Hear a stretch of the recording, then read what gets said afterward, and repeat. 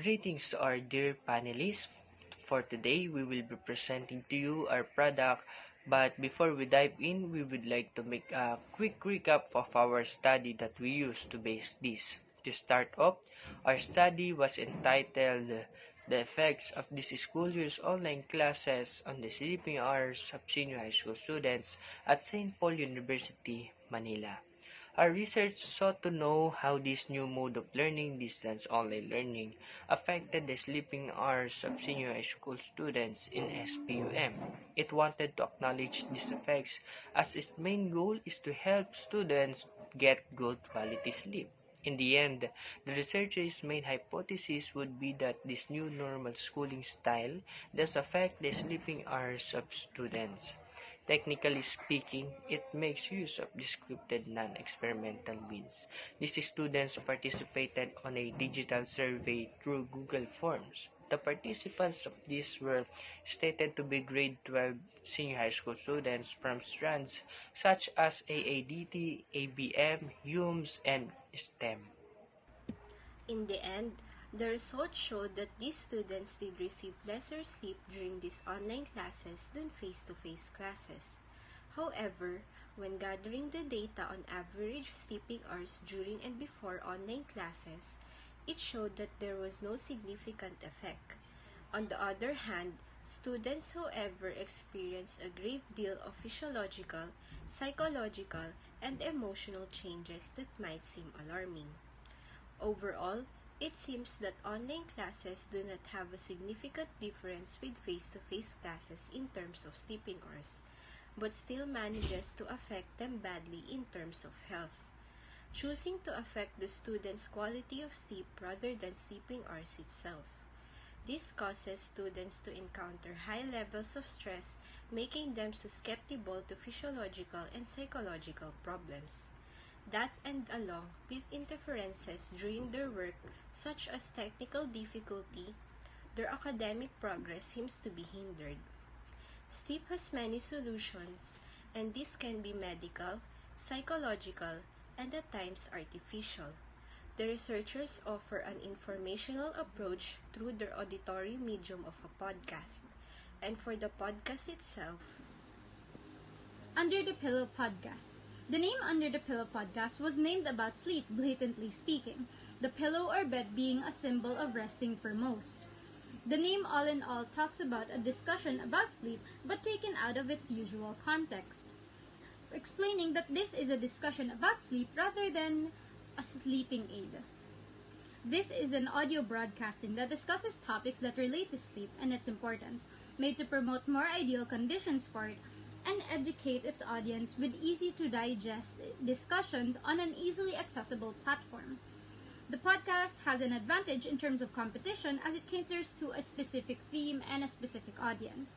We can add that its interactive nature and our medium can also be an advantage to this, especially to our more dedicated viewers.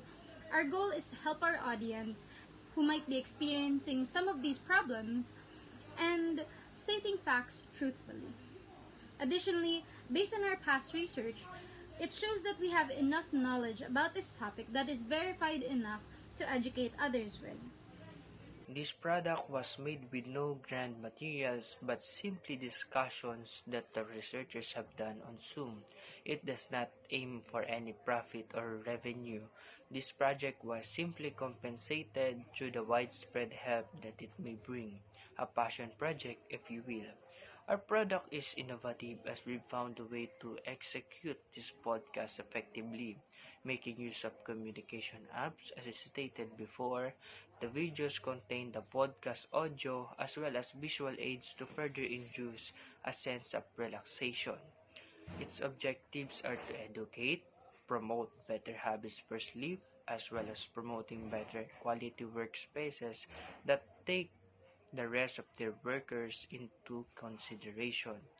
Our target audience are people who struggle with sleep as well as students who find it hard to balance their leisure and their working schedules.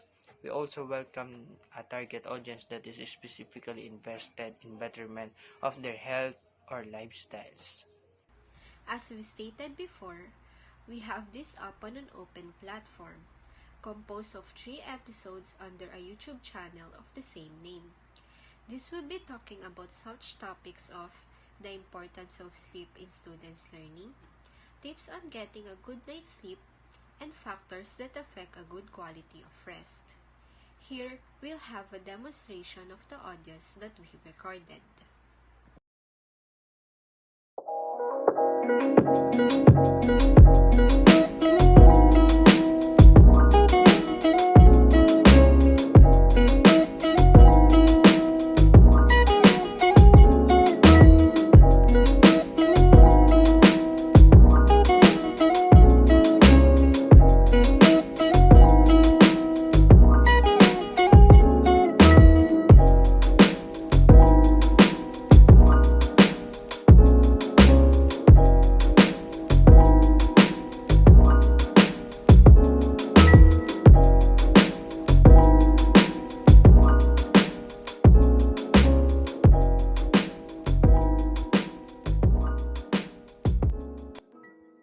Hi everyone, it's Alleyna Evangelista, and you're tuning in to Under the Pillow podcast.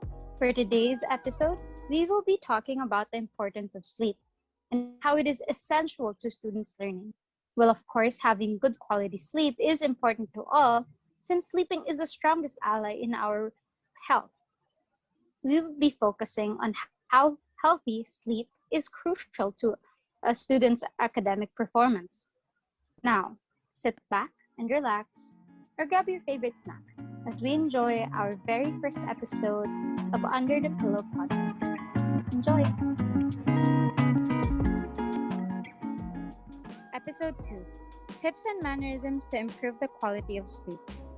Hola everyone! Welcome back to another episode of Under the Pillow podcast. This is Alleyna Evangelista, and I will be with you throughout the episode. Before we fully begin our talk today, I just want to ask you guys, how are you feeling today? Has the previous episode been helpful to you?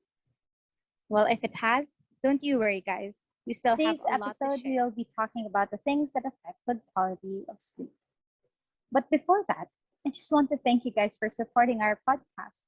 We're so happy that you are learning from us, and we love to share this information with you guys. So without further ado, sit back and relax, or grab your favorite snack as you listen to the third episode of Under the Pillow podcast. Enjoy!